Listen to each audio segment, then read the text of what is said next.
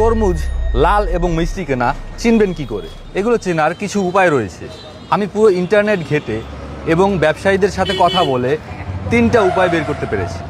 সেই 3টে উপায় আপনাদের সাথে শেয়ার করব এবং সরাসরি আপনাদের কেটে এবং খেয়ে দেখাবো। তো চলুন। তো প্রথম যে পদ্ধতি সেটা হলো এই যে অংশটি দেখতে পাচ্ছেন, এটাকে বলে ব্লজম এন্ড। এই ব্লজম এন্ড যত ছোট থাকবে তরমুজটা তত পাকা, লাল এবং মিষ্টি হবে। তো এটা আজকে আপনাদের সরাসরি কেটে দেখাবো। তো ভাই এটা আমাদের একটু কেটে দেখান। তরমুজের একজন ব্যবসায়ীর কাছে জিজ্ঞেস করাতে সে বলল তরমুজের পশ্চাৎ দেশে মানে যেখানে ফুল থাকে সেখানে যত ছোট হবে তরমুজ তত পাকা, লাল এবং মিষ্টি হবে।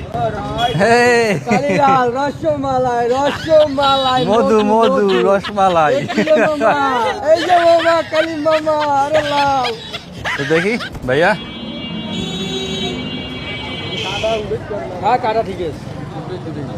তো দর্শক দেখতে পেলেন একদম টকটকে লাল।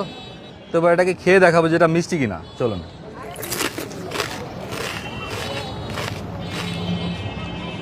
আসলেই মিষ্টি, একদম চিনির মতো মিষ্টি। তো আমাদের প্রথম পদ্ধতি অ্যাপ্রুভ। এবার দ্বিতীয় পদ্ধতি হলো তরমুজের গায়ে এই স্পটগুলি যখন ফেটে যাবে মানে প্রচণ্ড রোদে যখন চৌচির হয়ে মাঠ ফেটে যায় তেমন ফেটে যাবে, তাহলে নাকি সেই তরমুজ লাল এবং মিষ্টি হয়। তো আমি ইচ্ছে করে এই ব্লজমেন্ট বড় দেখে তরমুজ নিয়েছি যাতে বুঝতে পারি যে স্পট দেখে তরমুজ ক্রয় করা যায় কিনা। কাকায় তরমুজ কাটতে থাকুক, ততক্ষণে আপনারা লাইক বাটনে তরমুজ ছুঁড়ে মারেন বা তরমুজের বিচি, আমি জানি না, শুধু ক্লিক হয়ে যাওয়া চাই। রাখ রাখ রাখ রাখ রাখ রাখ রাখ মালে দানা। মালে কি করছে কাকা? মালের দানা। এই ছবি তোলো, সামনে মালের দানা দেয়নি গোলাকে কম কথাটা। জিনিসটা কি দেখো একটু। এই কাকা, এই যে কাকা বললো মালে নাকি দানা পড়ছে। মরে গেছে। তো এখন আপনাদের খেয়ে দেখাবো যে এটা মিষ্টি কি লাগছে। দেখি কতটুকু মিষ্টি।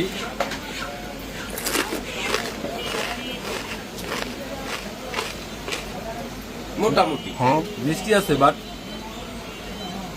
প্রথমে যেটা দেখাইছো ওইটা আরো বেশি মিষ্টি ছিল।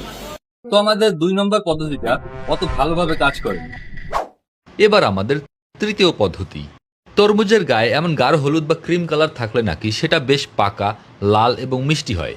তো ভাই এটা একটু আমাদের কেটে দেখান, দেখি এই পদ্ধতি কেমন কাজ করে।